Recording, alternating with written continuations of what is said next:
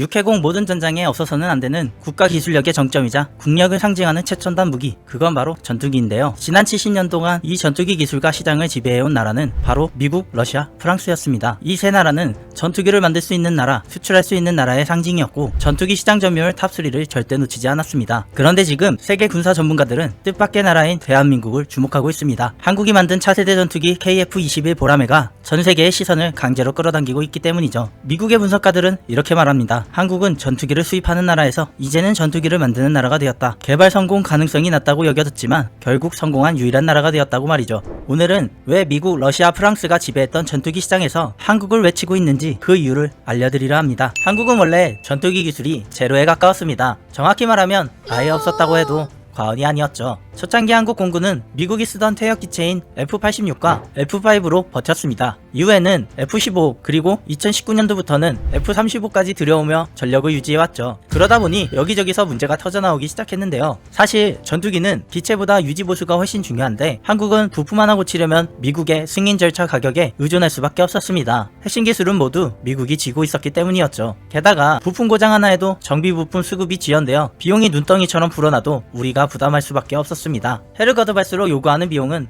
기하급수적으로 늘어나기 시작했는데요.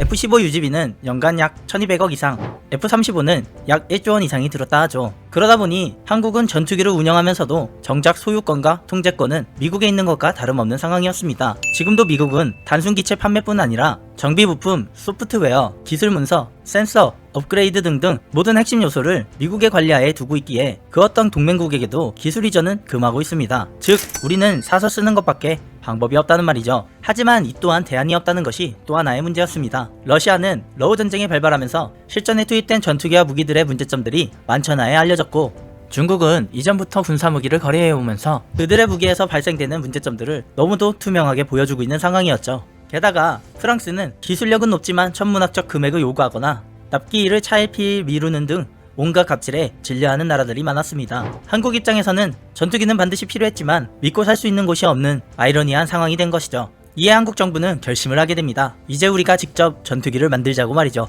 이것이 KF-21 개발의 시작이었습니다. KF-21 사업 초기 세계의 반응은 솔직히 조롱에 가까웠습니다. 미국, 일본, 중국 전문가들은 하나같이 말했습니다. 한국의 전투기를 만들 확률은 고작 5%도 안 된다고 말이죠. 사실 이 판단이 완전히 틀린 말은 아니었습니다. 전투기 개발은 국가 종합기술이 총동원되는 초고난이도 작업이기 때문에 한국 또한 어려움을 직면하게 되었죠. 그래서 한국은 미국에게 도움을 받고자 SESA 레이더, 전자광학 타겟팅 포드, 적외선探지기, 전자전 장비 등에 대한 기술 이전을 요청하게 되는데요.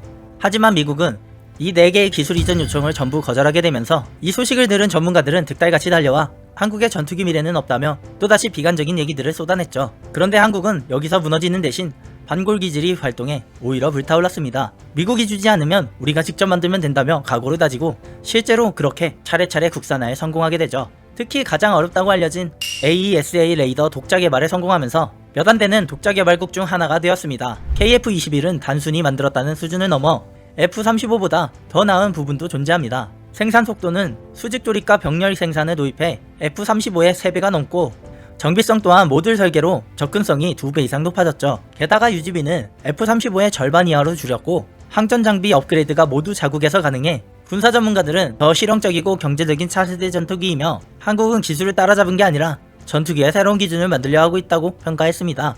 세계가 KF-21을 집중하는 이유는 단순합니다. 다른 나라들이 실패한 걸 한국이 성공했기 때문이죠. 인도는 개발 30년 된 지금도 전력화는 불가하며 터키는 엔진 확보에 실패해 아직 연구 개발 중이죠. 게다가 중국은 실전 데이터 부족으로 수출 불가 판정 상태이고 일본조차 개발에 문제가 생겨 무기한 지연 중에 있습니다. 전투기는 돈만 있다고 만들 수 있는 무기가 아닙니다. 산업 생태계, 전자전, 레이더, 소재, 설계까지 모든 분야의 기술력이 있어야 가능하기 때문이죠. 그런데 그중 가장 가능성이 낮았던 한국이 시제기 6대 완성, 200회 이상 시험 비행, 음속 돌파, 위티어 미사일 통합 성공, AESA 레이더 개발 성공, 블록3 내부 무장창 적용, 이 모든 걸 20년 만에 해내면서 군사 전문가들은 이제 이렇게 평가하게 되었습니다. KF-21은 세계에서 계획대로 개발되고 있는 유일한 신형 전투기다. 세계 군사 시장은 앞으로 한국 중심으로 재편될 것이다 라고 말이죠. KF-21은 아직 초도 양산 단계이지만 벌써 여러 나라가 공식 비공식적으로 관심을 표하고 있습니다. 한국은 전투기를 사는 나라에서 전투기를 만드는 나라로 되었고 현재는 기술을 수출하는 나라가 되었습니다. 그리고 지금 세계는 이렇게 말합니다. 군사강국 미국, 러시아보다 한국이 만든 전투기가 더 현실적이고 더 완성도가 높다고 말이죠. KF-21은 대한민국의 기술력과 산업력 그리고 인재력이 세계 수준을 넘어섰다는 증거이기도 합니다. 앞으로 전 세계 하늘에는 한국이 만든 전투기가 날아다니게 될 것입니다.